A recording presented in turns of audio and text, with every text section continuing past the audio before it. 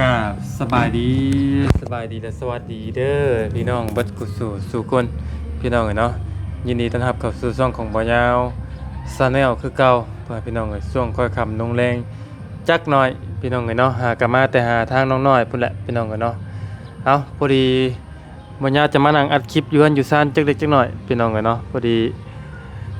มื้อนี้พี่น้องเนาะแต่อยากมืดๆจักหน่อยได้พี่น้องเด้อเนาะกะมาฮอดเทือนฮอดซ่านเป็นที่เรียบร้อยแล้วพี่น้อง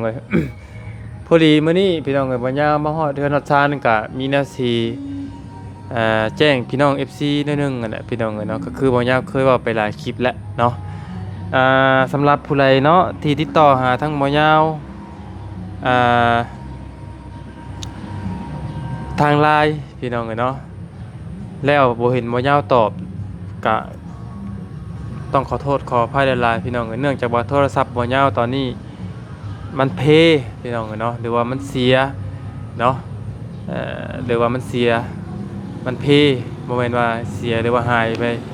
แล้วบ่ยาวเลยเอาโทรศัพท์น่ะไปแปลงไปซ่อมแล้วพี่น้องแต่ว่ามันยังบ่ทันมีอะไรเนื่องจากว่าโทรศัพท์บ่ยาวมันหล่นมันนานมันเก่าแล้วเนาะมันแตกหลายอะไรก็เลยหายากแน่พี่น้องเนาะเมื่อคืนนี้บ่ยาวกลับไปถามเบิ่งแล้วยังซ่อมบ่ได้อยู่พี่น้องเนาะมื้อนี้พังเบิ่งทางเสาแพงกำลังไปหาหม่องห้านซ่อมอยู่พี่น้องจักสิได้หรือบ่ถ้าติดตามเบิ่งนํกันเพราะว่าบ่ยาวรู้สึกว่าก่อนหน้านี้น่ะบ่ยาวรู้สึกว่ามีทางผู้ใหญ่เพิ่นนี่แหละเป็น FC คนใหม่พร้อมแหละพี่น้องเนาะเพิ่นได้ส่งมาหาบ่ยาวรู้สึกว่าอยากซอยเคสน้องพรหรือว่าจังไดนี่แหละพี่น้องเนาะเพิ่นได้ขอเลขบัญชีบ่ยาวไปเป็นที่เรียบร้อยแล้วเนาะแล้วก็ให้โทรศัพท์บ่ยาวมันก็รับบึมอดปั๊บไปเลยบ่ยาวไปซ่อมก็สิครับ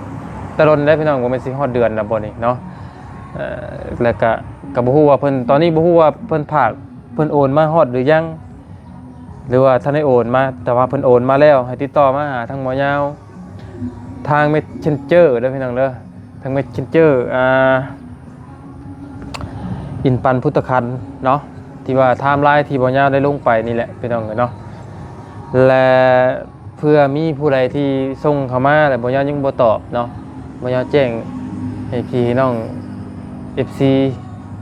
บ่แม่นบ่ยาวบ่ตอบบ่แม่นบ่ยาวหายไปเลยพี่น้องบ่ยาวบ่ตอบเนื่องจากว่าโทรศัพท์น็อกสเปเร่ในตอนนี้พี่น้องยังซ่อมยังบ่ได้อยู่เนาะให้เข้าใจบ่ยาวเลยเด้อพี่น้องเด้อบ่แม่นว่าบ่ยาวบ่ตอบบ่แม่นว่าปิดไลน์ไปเลยได้พี่น้องเนาะอันนี้ก็บ่ยาวว่าสิไปแปลงมานี่พี่น้องแต่ว่ามันเก่าคือบ่ยาวเว้าน่ะพี่น้องคือโทรศัพท์นี่มันเก่าแฮงแล้วพี่น้องเนาะเพราะว่าตั้งแต่บ่ยาวซื้อตั้งแต่ยุคลำบันบอกขอโทษพี่น้องเนาะนี่เห็นบ่นี่มันคือมันออกไปเบิดเลยพี่น้องบ่ยาวต้องใส่เคสชื่อตอนนี้เนาะออกเบิดเลยนี่บ่มีอย่างใดพี่น้องนี่ คือมันเก่าแฮงมันเป็นโทรศัพท์รุ่นเก่าแฮงแหละพี่น้องอะไรมันบ่ได้อยากมีแล้วเนาะแต่ตอนนี้ก็เป็นโทรศัพท์ตั้งแต่ 4-5 ปีแล้วพี่น้องเนาะตอนนี้ 4-5 ปีเลยก็ใช้ไปก่อนนั่นแหละพี่น้องมันบ่มีเงินซื้อเฮ็ดจังไดเนาะแล้วก็พอดีมีทั้งอ้ายคนนึงพี่น้องเนาะกับมีอ้ายคนนึงเพิ่นจะสิติดต่อหาบ่ยาวตลอดทาง LINE พี่น้องทางเพิ่นชื่อบ่ฮู้ว่าเพิ่นชื่อหยังเนาะแต่ว่าสิว่าเราเป็นอ้ายฮักก็บ่ได้พี่น้องเนาะและเราน่ะเวลานั่นอันนี้เราซอยบ่ยาวตลอดพี่น้องบ่ว่าสิเป็นเจ็บเอ็นอุ่นก็หรือว่าลูกหลานบ่สบายแล้วก็ส่งเงินมาให้ไปหาหมอตลอดนะพี่น้องเนาะและบ่ฮู้ว่าอ้ายเราได้ส่งหยังมาหรือบ่ก็ถ้าอ้ายส่งมาก็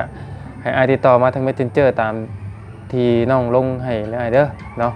อย่าว่าอ้ายติดต่อมาว่าน้องคือบ่ตอบเป็นคั่นที่บ่แม่นโทรศัพท์ตายอันนี้ต่างหากเลยพี่น้องเครื่องนี้ก็ต่างหากที่ตอนนี้นี่แล้วก็เครื่องตัวที่มันที่บ่ยาวไปเปลี่ยนที่ไปซ่อมในไลน์ตอนนี้นี่ต่างหากพี่น้องเนาะแล้วคือตอนนี้เนี่ยบ่ยาว จำรหัสเพจไลน์บ่ได้รหัสตัวไลน์น่ะพี่น้องเอ้ยว่ามันเป็นรหัสอีหยังว่าบ่อยากลืมมาใส่เครื่องใหม่อยู่แต่ว่าบ่ฮู้ว่ามันเป็นรหัสไลน์เนี่ยคืออีหยังนะเป็นปัญหาของมันคือตัวนี้พี่น้องเอ้ยเนาะ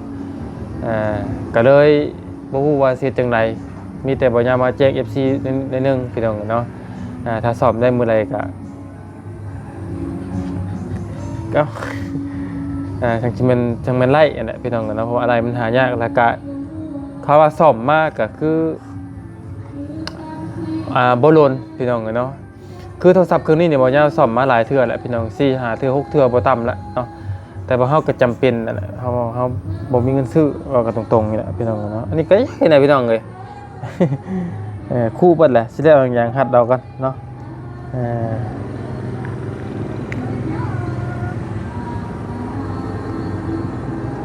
อันนี้คือมาแจ้งพี่น้องนิดนึงพี่น้องเนาะก็อยากไล่อยู่พี่น้องเลยอยากไล่ไม้อยู่เรื่องอยากไล่ไม้บ่อยากไล่โทรศัพท์ลายขนาดตอนนี้อยากไล่แห้งเรื่องโทรศัพท์พี่น้องเนาะต้องเอาเคสอันกันไว้อีกสิพี่น้องถึงจะอยู่ฉะนั้นมันบ่อยู่เนาะเพราะว่าต้องเอาเคสนี่ลันไว้อีกสิฉะนั้นมันก็สิล่นไปอันตัวเสือมันบอกคนอื่นหรือว่ากากโทรศัพท์นี่แหละเนาะเอาพี่น้องเลยในรายการบ่ยากก็ได้มาแจ้งพี่น้อง FC ให้หาผู้นำกันแล้วเนาะในคลิปนี้ก็ฝากกันเด้อพี่น้องเด้อฝากกันมาพี่น้องอยากติดต่อมาหาก็ติดต่อทาง Messenger มาก็ได้พี่น้องเลยเนาะส่วนไลน์นี่บ่ยากจะลองโทรศัพท์ไปแปลงเบื้องก่อนถ้ามันบ่ไล่อีดีแล้วบ่ยากจังสิตั้งไลน์ขึ้นมาใหม่เนาะเพราะว่าบ่อยากให้พี่น้องสับสนนะพี่น้องเขาตั้งมาหลายแล้วเพิ่นสิสับสนเนาะมีแต่ว่าทางบ่ยากเองก็สิได้ไปแปลงก่อนพี่น้องเอ้ยอันในเครื่องอันน่ะโอ้อยากมืดแล้วพี่น้องเอ้ยเพิ่นเนาะเริ่มมืดเข้าแล้วมีแต่ติดต่อมาทาง Messenger ก็คือนี่แหละพี่น้องเอ้ยเนาะ Messenger ก็เบิ่งเด้อก็บ่ตามที่บ่ยาวเอาขึ้นใน Facebook กันแหละเป็นอย่างนั้นนี่เห็นบ่อินปันพุทธคันเด้อพี่น้องเด้ออินปันพุทธคันในไทม์ไลน์แล้วก็ภาษาอังกฤษอินปันพุทธคันคือกันพี่น้องเนาะติดต่อเขาว่าได้แล้วพี่น้องเด้อทางเฟซทางไลน์แต่ว่าทางไลน์บ่ได้เลยว่าทางบอทแอปก็บอทแอปก็อยู่ในเครื่องนั้นคือกันพี่น้องเนาะอันเดียวกันมีแต่บ่ยาวสิซ่อมมาก่อนแล้วก็สิพยายามดึงไลน์ตัวเก่านี่มาใส่เครื่องใหม่พี่น้องเนาะให้รับผู้นำกันถามว่ามันเป็นเรื่องใหญ่บ่พี่น้องเอ้ยสำหรับบ่ยาวก็คิดว่ามันเป็นเรื่องใหญ่อยู่นะเพราะว่า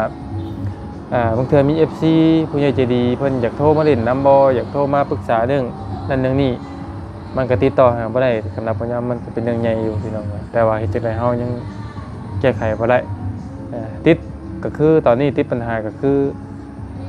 ถ้าได้โทรศัพท์ใหม่นี่คือสิดีพี่น้องเนาะสิได้ซ่อมตัวเก่านี่ดึงเข้าตัวใหม่ให้มันแล้วซะเนาะเพราะว่านี่ได้ก็บ่ยาวซ่อมไม้อะไรมันก็สิเพคือเก่าแหละพี่น้องเนาะเพราะมันเก่าแฮงนั่นแหละพี่น้องเนาะมันเก่ามันเฒ่าแฮงน่ะเนาะเอาได้ก็ญาติพี่น้องกันเนาะมีแต่ว่านั่นน่ะบ่ยาวออกมาแจ้งพี่น้อง FC มื้อนี้ประมาณนี้พี่น้องก็ส่วนเรื่องที่บ่ยาวจะเว้าไปแล้วต่อไปนี่ก็แม่นคือน้องเก่าพี่น้องน้องพรคือเก่าเนาะ พอดี FC เนาะเพิ่นก็ส่งมาคือเก่าเลยพี่น้องเอ้ยบ่แม่นบ่ยาวว่าเอาได้ผู้ที่เพิ่นติดตามเคสน้องเพิ่นก็ยังส่งมาคือเก่าเลยนี่แหละเนาะนี่ยังส่งมาคือเก่าบ่ยาวโทรถามข่าวให้หน่อยค่ะฝนไม่น่าจะตกทุกวันพี่อยากให้น้องทำให้เสร็จที่สุดมีคนติดตามเรื่องห้องน้ำอยู่นะอยู่ค่ะมี FC ติดตามน้องพรบ่เตียงบ่ยาวโทรหาทุกวันค่ะถามว่าน้องทำห้องน้ำยังเป็นห่วงน้องพรพี่น้องเลยคือบ่ยาวบ่ได้บ่เอาอะไรพี่น้องเลยคือเรื่องจริงน้องเพิ่นพี่น้องเพิ่นเป็นห่วงเป็นใยทางน้องพรเนาะมาเป็นอะไรก็ในบ่ยาวสิลองโทรถามน้องเพิ่นพี่น้องนะเพื่อแต่บ่ฮู้ว่าน้องเพิ่นสิรับหรือบ่แล้วน้องเพิ่นสิว่างบ่พี่น้องเนาะ พอก็บ่ได้โทรหาแตะดนทั้งเติบเลยนะเนาะบ่เห็นอ่อนเลยโทรบ่ติดจำจัก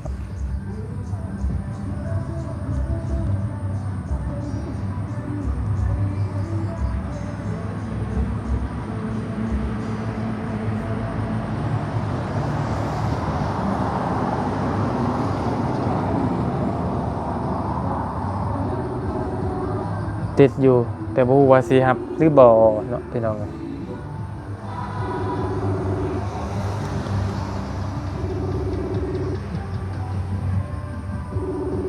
รับเนาะเพราะว่าน้องเพิ่นก็บ่ติเพิ่นได้ผู้เดียวพี่น้องเนาะบ่ฮู้ว่าสิรับหรือบ่พี่น้องเนาะถ้าบ่รับก็เป็นมื้ออื่นมื้อใหม่เพิ่นแหละเนาะแล้วก็เห็นในคลิปบ่เตียงเพิ่นก็คือว่ายติพี่น้องก็คือว่าเสียบ่เสียชีวิตบ่หรือว่าแนวใดก็เลยสิโทรไปถามข่าวเลยพี่น้องถ้าว่าน้องเพิ่นบ่รับซับเนาะบ่รับพี่น้องเนาะจังไรล่ะบัดนี้บ่รับก็โจไปก่อนทำนี้ก่อนตัวเนาะ เดี๋ยวลองโทรอีกบัดนึงพี่น้องเนาะเพราะว่าถ้าโทรนัดน้องคนไว้เนี่ยเพิ่นอาจจะว่างอยู่แต่วันนี้บ่ได้โทรนัดน้องคนไว้โทรจับจูบเลยเรื่องไว้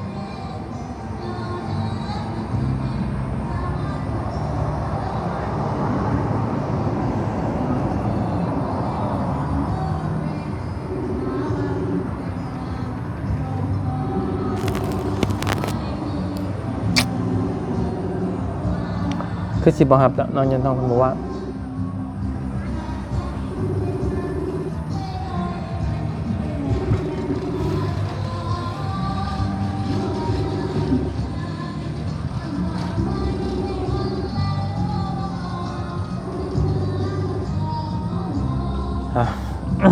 บ่รับเนาะบ่เป็นหยังมีแต่ว่าเดี๋ยวโทรหาน้องเพิ่นรับแล้วจังว่ากันเนาะพี่น้องเอ้ยผู้อื่นมื้อนี้ก็ยันน้องเพิ่นบ่ว่างพี่น้องเอ้ยเนาะบ่เป็นหยังมีแต่ว่าพี่น้อง FC พี่น้องเพิ่นก็ส่งมาถามบ่ยาวแหละพี่น้องเอ้ยเนาะก็ได้สิปิดธุระให้เพิ่นนิดนึงเนาะแต่ว่าน้องเพิ่นบ่รับพี่น้องเอ้ยเนาะทั้งแม่น้องแรปเตอร์ก็บ่อยู่จักไปใส่เบิดทั้งพ่อทั้งแม่ทั้งแม่ทั้งหลานสาวทั้งแม่เฒ่าพี่น้องเอ้ยบ่อยู่เพิ่นจักคนเลยอยู่แต่พ่อยาวผู้เดียวเพิ่นจะเพิ่นพากันไปใส่กันเบิด สำหรับคลิปนี้ก็สำหรับช่อง YouTube ตอนนี้ก็เจอปัญหาหลายอย่างเนาะพี่น้องเอ้ยโดยเฉพาะทางเบาดีพี่น้องเอ้ยเนาะตอนนี้โดนปิดไปแล้ว3ช่องปิดไปแล้ว3ช่องเป็นที่เรียบร้อยแล้วทางเบาดีพี่น้องเอ้ยตามจากเนื้อหาที่เพิ่นคุยกันเว้ากันก็แม่นน่าสิเกี่ยวกับเด็กน้อยว่าซั่นพี่น้องเอ้ยเนาะเหมือนเฮาส่งเสริมเด็กน้อยเฮ็ดเวียกกินนะพี่น้องมันเป็นกฎชุมชนเนาะถ้าสมมุติว่าสิทายเด็กน้อยนี่ให้กระโตเฮานี่เข้าไปอยู่ในคลิปน่าจะไล่เพิ่นว่าพี่น้องเอ้ยแต่ส่วนมากคลิปทั้งคลิปบอดี้เนี่ยจะแม่นบ่ได้เข้าไปนำนะพี่น้องมีแต่ให้น้องเพิ่นอยู่ในคลิปเนี่ยทางบอดี้บ่ได้เข้าเนาะตอนนี้ก็ผู้ที่โหลดเนาะพี่น้องเอ้ยเนาะ YouTube ก็ไล่เห็นหลักๆก็แม่นทางบอดี้นี่3ช่องแล้วพี่น้องเอ้ยทางบ่เตียงช่องนึงแล้วก็ทางเบาจิตเนาะเบาจิตแล้วก็เบาแก้วมีอยู่ประมาณนี้พี่น้องเอ้ยตอนนี้ที่เห็นช่อง YouTube ที่โดนปิดไปนี่เนาะเฮ็ดยากพี่น้องเอ้ยเฮาลำพังหาคลิปไทยช่วยเหลือแต่ละมื้อนี่ก็ไปแต่ละมื้อก็ลำบากลำบนอะไรพี่น้องเอ้ยเนาะเพราะว่าเงินค้ำกำเกี่ยวที่เฮาได้มาจากโฆษณาก็บ่ได้ถือบ่หลวงบ่หลายแล้วพี่น้องเอ้ยเนาะแต่นี่ยังมาโลนแบบนี้นี่ก็เข้าใจความรู้สึกผู้ที่ถูกซ่องปิดอยู่พี่น้องเอ้ยเนาะบ่มีไผอยากให้มันเป็นแต่มันเป็นแล้วก็ต้องสู้ต่อไปนั่นแหละพี่น้องเนาะมีแต่นั้นแหละพี่น้องเนาะโทรหาน้องพรบ่ติดซ้ำก็มีแต่ว่าบ่ยาวแจ้งพี่แจ้งน้องประมาณนี้แหละพี่น้องเด้อเนาะมีแต่ว่าขอบคุณเบิดกุศลทุกคนที่เข้ามาติดตามรับชมเนาะท งคลิปบ่ยาวและทีมงานเลยตลอดมาเนาะเอ่อคำว่าน้องเพิ่นโทรมาแล้วบ่ยาวสิต่อคลิปให้หรือว่าถ้าเพิ่นบ่โทรมาแล้วก็แม่นบ่ยาวจิจบคลิปไปเพียงแค่นี้ก่อนเนาะพี่น้องก็ขอบใจหลายๆที่บ่ป้าบ่ทิมในการรับชมคลิปโดยตลอดมาเนาะ